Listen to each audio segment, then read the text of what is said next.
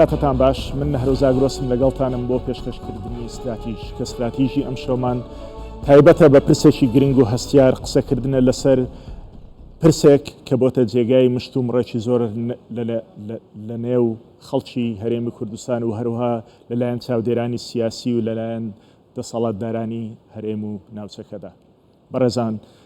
ئەم ساڵ زیاتر لە 10,000 هەرێمی کوردستان بە موشک و درۆن لەلایەن گروپە لە یاسە دەرچووەکان بردومان کراوە و بەم دواییانەش چەندین جار کەرتی وزەی هەرێمی کوردستان لەلایەن گروپەکانەوە بە ئامانجکراون و چێڵگەکانی نەوت و گاز بردومان کراون. ئەوە لە کاتێکدا ڕۆژ دوای ڕۆژ پێگەی هەرێمی کوردستان لەسەر نەخشەی وزەی جیهان زیاتر دەردەکەوێت. ئەم پرسە لەگەڵ دکتۆر محەممەد ئەحسان شرۆڤەکاری سیاسی تاوتوێ دەکەین کە بەڕێزیان ڕاستەوخۆ لە زاخۆ لەگەڵمان دەبن. ئەم کاتتان باش دکتۆر محەممەد، پرسێکی گرنگ و هەستیارێکە دەمانەوێت ئەم شەو قسەی لەسەر بکەن، ئەوێش پرسی بە ئامانجگرتنی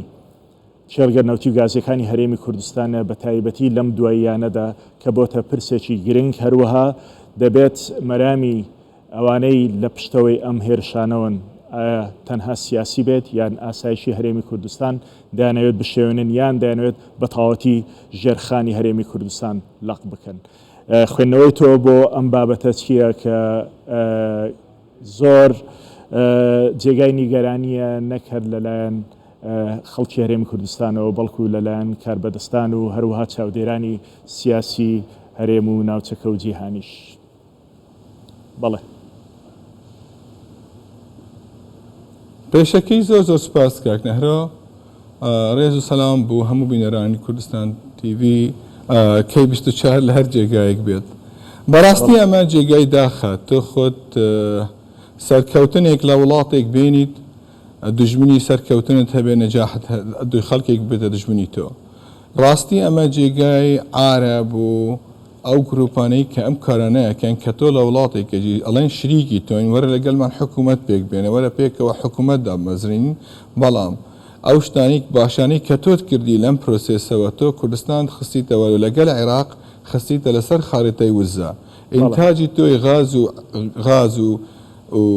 ناوتی کوردستانیش لەگەڵ تۆ بێتە جێگای هەدەفێک بۆ ئەوان بیانەوە. ئەمە حەقیقەت بوو چوونەکەی من ئەمە یەکەم شت زەربی اقتصادی ئیکۆنۆمی ئەم وڵاتەیە لە پێش ئاسایشی نەتەواتی لە پێش هەدەفێکی سیاسی. ئەمە ئەم گروپانە من ئەو ڕۆژە سەیری ئەوەم دەتکرد کە ئەو سلاحانەی کە بەکاری هێناوە، ئەو کاتیوشەی کە بەکاری هێناوە مەداکەی زۆر مەحدودە، مەداکەی 8.5 سلاحێکی زۆر ئستراتیژی عسکریەکی بەقووەتی نییە، سلاحێکی هەلاعە، سلاحێکی حربی نەفسیە. ئەمە بەداخەوە ئەم گروپانە ئەگەر ئەمڕۆ ئەو کاتیوشانەیان هەبێت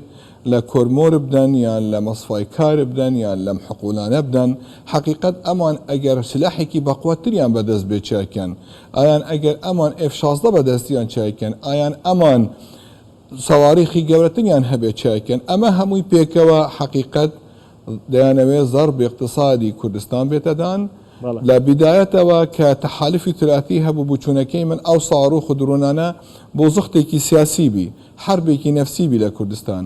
بەڵام ئەمڕۆ بە تایبەت حەقلی کۆرمۆر لەبەر حەقلێکی زۆر مهمە، حەقلێکی تقریبا 85% لە غازی کوردستان لە کۆرمۆرە. کۆرمۆر ئەگەر سەرکەوتنی بەدەستێنات عێراق لە قوناغێکی زۆر باشتر دەبێت. مشکلەی کارەبا لە وەسەط و جنوبی عێراق حەلە بێ، مشکلەی کارەبا لە کوردستان حەلە بێ. کوردستان ئەتوانێت بشاتیەکی غازی ئەسواقی غازی پڕکات، ئەتوانێت 3% لە احتیاجاتی ئەوروپا لەم حاجەت. ئەمە ئەهدافی ئەقلیمی لەسرە. حقیقەت ئەم گروپانەش بچوونەکەی من ئالەتێکی سەریح و واضح لەدەست وڵاتە ئەقلیمیەکان. حکوومەتی عێراقی ئەم گروپانە سەیریان کرد، درۆنیان بەکاریان هێنا، ڕەتفعلێکی نەبوو. ساواریخی کاتوشیان ئێنە لە چۆر جێگایەکی تر ئەم ساڵ ئەگەبەی تقریبا هەر مانگێک ئێمە مسلسلەیەکی تەواوی هەجمەکانی ساڕۆخی و درونیمان هەیە لەسەر کوردستان. ئێمە چەند جا لەسەر ئەم بەرامجە عینی باسمان کردوێتەوە. ئەمە بچوونەکەی من هەمووی زاعفی حکوومەتی اتحادیە و نەسەیتەرەکردنە لەسەر ئەو گروپانە. پێویستە ئەو گروپانە دوور بکەون لەبەر ئەم مووقعە کە 25 کیلومتر لە تۆز خورماتوو دوورە. لە خۆرماتوو ئەگەر سەیری بکە کێ لەوەیە؟ یعنی من سەیری تەلەڤیزیۆنی بکەن یەکێک لەوانەی کە مەجامیعی مسلحە و دژی کوردستانە لە لژنەی تحقیقی بوو کە لەگەڵ قایدی عامی لەگەل ڕئیسە ڕاست یارکان و قاید ئەو لژنە عسکەریە کە هاتی ناو منتەقە بێشەک ئەم لیجانانە هیچیان نابێت ئەم لیجانانە هیچ دەورێکی نابێت پێتویە حکوومەتی عراقی بە شعرێک بە وجهێکی تر لەگەل کوردستان تەنسیب بکات بە تایبەت لە ناوچە کوردستانیەکانی دەرەوەی هەرێم یان ئەو ناوچانەی کە پێیان ئەڵێ مەتانتم تەنازە عەلەیها ئێمە زۆر جارمان وتیە بێن و ئەم کێشەی ئەم ناوچانە دایکی هەموو کێشەکانی ترە لە ناوبینی کوردستان و بەغا بەڵام ئەم جارە لە دوای ضەربی هێرشکردن لەسەر هەولێر مسلسلەی هێرشکردن مسلسلەی کاتوشە ئەمە نقطەیەک لە بیرم دێنێت لە خلالی حربی عالەمی دووەم کە کاتوشیان بەکاردێنە ئەڵمانەکان پێیان دەوت سیمفۆنیەت ستالین من ئەڵێن ئەمە سیمفۆنیەت الحەشد الشعبیە حەشد الشعبی حتى ئەوانەی نەمنفەلتش بن پێتویە حەشد خۆت قیادەی حەشد سەیطرە بکات لەسەر ئەو گروپانەی کە منفەلت نین یان هەمویان تۆمەتبارن. دکتۆر محەممەد هەست دەکرێت دوای بڕیارەکەی دادگای فیدرالی کە نەوت و هەرێمی کوردستان بە گومانی ئەوەی کە ئێمە کۆنتراکتمان لەگەڵ کۆمپانیای دەرەچی هەیە کە تاوانباریان کردوین بەوەی کە ئەم نەوت و گازەی کە دەیفرۆشین نایاساییە هەست دەکرێت هێرشەکان زیاتر چڕ بۆتەوە لەسەر هەرێمی کوردستان کەواتە مەرامەکە و پەیامەکە تەنها تێکدانی ژێرخانی ئابووری نییە مەرامێکی سیاسی و ئەژەندایەکی سیاسیش لە پشتەوەی ئەوەی هەیە. ئەکید ئەمە استهدافێکی اقتصادیە سیاسیە اجتماعیە ئەمنیە لەم ناوچانە بەڵام هەر خۆڵێک پێکەوە کوردستان مستهدفە جاران دەیانوت ئێمە هەولێرمان استهداف کراوە خەڵکێک هەبوو لە ناوچەکانی تری کوردستان دەیگوت ئێمە علاقەتمان باشە لەگەڵ گروپانە هیچ هجوومێک لەسەرمان ناکات بەڵام ئەمە بچوونێکی هەڵەیە من ئەڵێم کوردستان هەمووی مستهدفە ئەگەر بوویان بچێتە سەرێ بەڕاستی نەک لە زەرب لە اقتصادی هەرێمەدەن لە زەرب لە بنیەی تەحتیادێن لە مکتەسەباتی دەستوریادەن لە هەموو شتێکیان پێبێتەکردن هەمویان تەرەددودی تیاناکەن لەبەر خەڵکێکی ئەتیکی سیاسی نییە ئەتیکێکی ئەخلاقی نییە ئەتیکێکی وەتەنی نییە ئەم کارانە هەمووی ئەکات بە هەرچی کەسێک بێت ئەتوانێت پێیان بڵێت ئەمە استهدافکن مەجامیع منفەریتە بە عەرەبی پێڵێن ئەوانەی out of control تۆ قیادەیەکی زعیفت هەیە لە بەغا ڕئیس وزەرایەکی زعیفت هەیە حکوومەتێکی زعیفت هەیە حکوومەتێکی مەشلولت هەیە دەوری مفاوەزات زۆر زعیفە کوردستان تەنسیقێکی باش لەگەڵ بەغا یعنی لە عێراقێکی وان نییان تحالفی نێودەوڵەتی بە حجەتی داعش وەکانە و داعش مستهدفە ئەمە استهدافێکی گەورەیە ئایا گروپێکی 20 کەسی داعش استهداف بێتەکردن باشتر یا ئەوەیە خەتەرترە یان حەقلێکی گەورە کە اقتصادی ئەم وڵاتە لەسەر دامەزرێنێن باشترە ئەمە هەمووی پێکەوە گیراوە اقتصادیە ئەمنیە سیاسیە بەڵام تارگێت هەموو شتێک ئەچێتە خانەی سیاست ئەمنیەت یعنی سیاست اقتصاد یعنی سیاست یعنی اقتصاد ئەمە هەمووی پێکەوە حقیقت سەیری کە ئەمە 2 ساڵە ئەگەبین چەند هجوم کراوە سەر هەولێر چەند هجوم کراوە سەر کوردستان ئایا ئەو لیجانانەی تحقیقی کە لە بەغا دامەزراون یەکێک لەو لیجانانە ئیشی خۆی کردیە حتى ئەو لیجانانەی کە هەندێک لیان متەحالف بوون لەگەڵ ئێمە کارێکیان کردیە وتیان کێبوو لە دوایەوە و هەمویان ئەزانین کێن تۆ ئەگەر ڕادع لە کارێکی وا خوڵق نەکەی ضەربەکان زیاترە بێت هێرشەکان زیاترە بێت تحت بنیەی ضەربی بنیەی تحتی کوردستان زیاترە بێت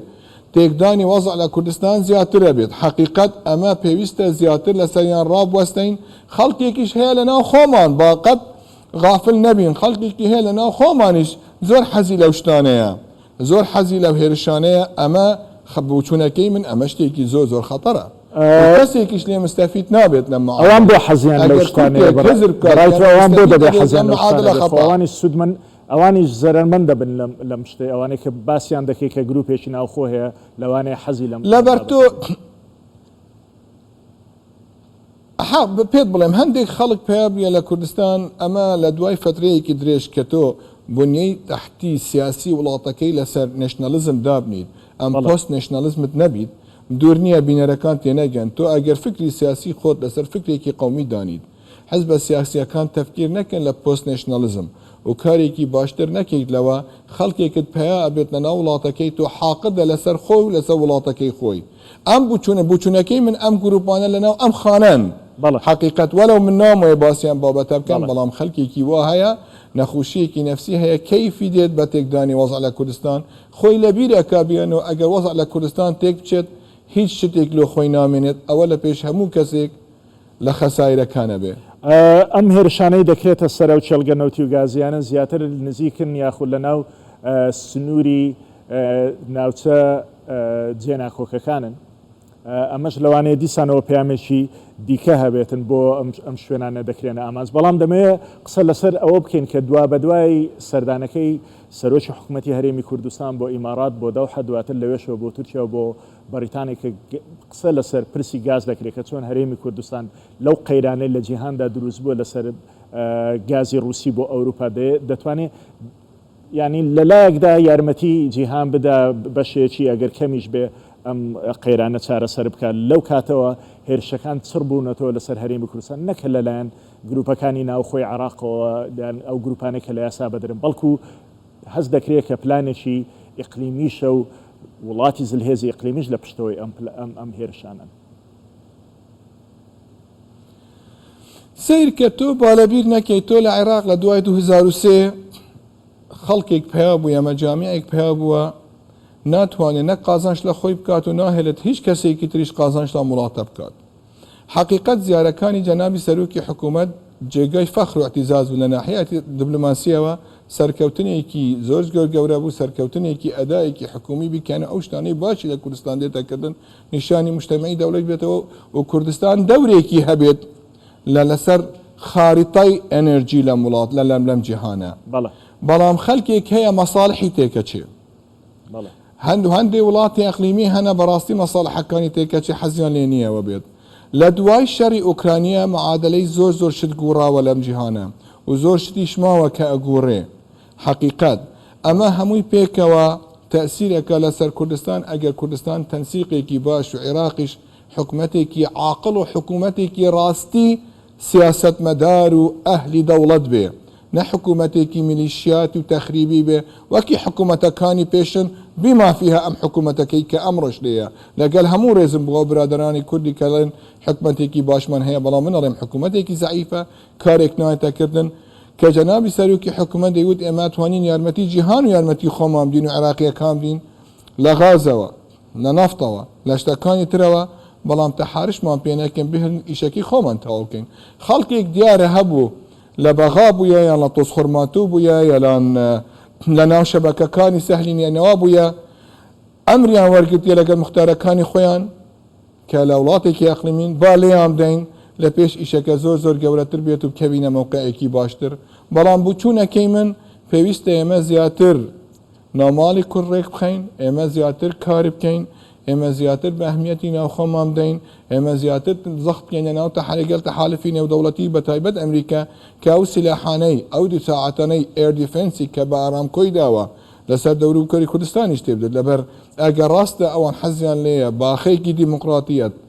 جێگایەکی کەسەقامگیر و کە جێگایەکی دەورێکی هەیە لە معادلەی نظامی نێودەوڵەتی تازە بێتە پاراستن تاکو بێتە تەکمیلەکردن بۆ عێراقی تر نەک عێراق هەمووی پێکەوە جارێکی تر ببێتە حەدیقەی خەلفی بۆ ئیران و ئیرانیش دەوری قووەتر بێت کە حقیقت ئەمە خەتەرێکی زۆر گەورەیە لەسەر نظامی نێودەوڵەتی تازە باس لە ئێران کرد ئێران یەکێکە لە وڵاتانەی کە گاز دەنێرێت بۆ عراق یەکێکە لە وڵاتانێک کە گازێکی سروشتی زۆری هەیە و خاوەن پێگەیەکی گرنگی لە ئابووری گاز لە جیهان دەکەچی گاز لە ئێرانەوە دەکرێت ئەمەش بۆتە بەشێک لە بژانەوەی ئابووری ئێران کە چۆن ئەو پارەی لە عراق و دەچێت بۆ ئێرانجا ئەگەر لە هەرێمی کوردستان گازێکی ئاوا دەربچێکە بۆ بەشی ناوخۆی عراق بکە و هەروەها بەشێک لە دەرەوەی عراق بکە چۆن ئەو لایەنانەی کە سوودمەندن لەم تیجارەتە لەم ئابووریە لێ دەگەڕن هەرێمی کوردستان ئەوە بە ئاسانی بتوانێت سوود لە گازی سروشتی خۆی وەربگرێت سیر کە ئێمە هەردووکمان ئەکادمین و ئەم ئیشی باش ئیشەم شتە ئازانین شارەزایەکی تا حەدێک ئازانین ئەمە شەڕ لە جیهان ئەساسی ڕقم یەک ئەهدافەکانی اقتصادە ئەمە حقیقت عێراقیەکان خەڵکێکی زۆر هەیە لە عێراق ئەمڕۆ من ئەڵێم جەتەی ئیرانە ئیرانیش بەداخەوە ئەگە سەیری تەسریحاتیان بکەیت تەسریحاتی زۆر قادەیان هەیە ئەڵێ عێراق بەشێکە لە ئیمبراتوریەتی فارسی ئەم تەفکیری عەقلیەتی ئیمبراتوریەتی کەماوە لە هەندێک وڵاتەکانی ئەقلیمی ئەمە کاریساتی ملەتی کوردە بەڕاستی ئەمان دژمنی سەرکەوتنن ئەمان هزر ناکەن خەڵکێک هەیە لە وڵاتە بەڕاستی دەیەوێت سیاست مەدارە بەڕاستی ستێتمانە دەیەوێت وڵاتەکەی خۆی ئاوادان کات و مەشاکلی ئەم وڵاتە حەڵب کات عێراق خۆی سیادەی خۆی هەبێت احترامی خۆی هەبێت هاوڵاتی عێراقی وەکی هاوڵاتیەکانی تری وڵاتە پێشکەوتوەکانی جیهان بژیت بەڵام ئەمان خەڵکێکی تریش هەیە لە عێراق متبرعە کە جاشاتی لۆیان بکات متبرعە کە کاری بۆ بکات وڵاتەکەی خۆی وێران کات دوور نییە لە هەندێک لەوان ئەوانەی کە ئێستا سەیطەرەیان کردی لەسەر پەرلەمان دوور نییە حکومەتی داهاتوو زۆربەی لەم نەوعیەتە بێتەکردن ئایا ئەو حالەتە مووقفی کورد چیا بێت ئەمە تەسعیدێکی خەتیرە ئەمە تەسعیدێکی زۆر ترسناکە لە منتەقە بەڕاستی بۆچوونێکی نەک بووچوونێکی ئەمن و سەقامگیریە لە ناوچەکە ئەمە ئەم بووچوونێکی بوو تۆ تەرەفێکی ترت هەیە ئەمەش طبعا بووچوونەکەی من بە لۆنگ تێرم ناوی بەرنامجەکەی تۆ استراتیجیە لە ناحیەی استراتیجیەوە ئەم وڵاتە زەرمەندە بێ ئەخیرەن تۆ ئەگەر بەم اتجاهە چووی تا حەدێک تۆ وڵاتێکی تریش هەیە وڵاتێکی تریش هەیە ئەقلیمیە خۆی دانێت ریژنال سوپەر پاوەر ئەویش طموحی هەیە لە عێراق لە دوای 2023 بووچوونێکی تر هەیە زۆر شت دێتە گورین تۆ ئایا ئەم هەردوو وڵاتانەیە کە هەردوو ئەگە کوردستان بێتە مەلعەبێک لەناوبەینی سەراعی تورکی ئیرانی کێ قازانچەکە ئایا ئیران ئەو تااقەتەی هەیە مواجهەی ناتۆ مواجهەی تورکیا بکات حقیقەتنە ئێمە من لەما ئەترسم لە فکری استراتیجیەوە بەڕاستی پێویستە ئێمە چۆن بتوانین عێراقیەکان خۆمان قایم بکەین خۆمان لەم سراعەی درێژخایەن دوورکەین نەکەین نەمەجای سراع لەسەر بەڵام بەداخەوە تا ئەمڕۆ تا ئەم لەحظەیە من شخصێکم نەدیوە لە حکوومەتی عێراقی لە حکوومەتی اتحادی شعوری هەستکردنی بەم خەتەرەیە هەبێت یان لۆنگ تێرم ڤیژنی هەبێت یان نەزرەیەکی مستەقبەلی هەبێت کە بزانت ئایندەی ئەم وڵاتە بە چێتی جاهێکە چێت یان ئیدارەی سراع چۆن بیکات تاکو خۆی دوور کات لە سراعەکەی ئایندە ئەمە جێگای داخە تۆ خەڵکێکی دێنیت حقیقەت حرامە ببتە مامۆستای ڕەوزەش مەلەفی ئەمنی تەسلیمەکەی تۆ کابرایەکی تردێنی نەخوێندەوارە کەیتەر نازانم ڕئیسی مەجلیسی شت ئەمەش لۆنگ تێرم ڤیژنی نییە یان کابرایەک دێنی ژیانەکەی خۆی هەمووی پێکەوە لەناو پاسدارانی ایرانی گەورە بووە ئەمڕۆ تەرشیحەکێ بێتە ڕئیس وزەرا ئەمە جێگای داخە کاکە ئەخیرەن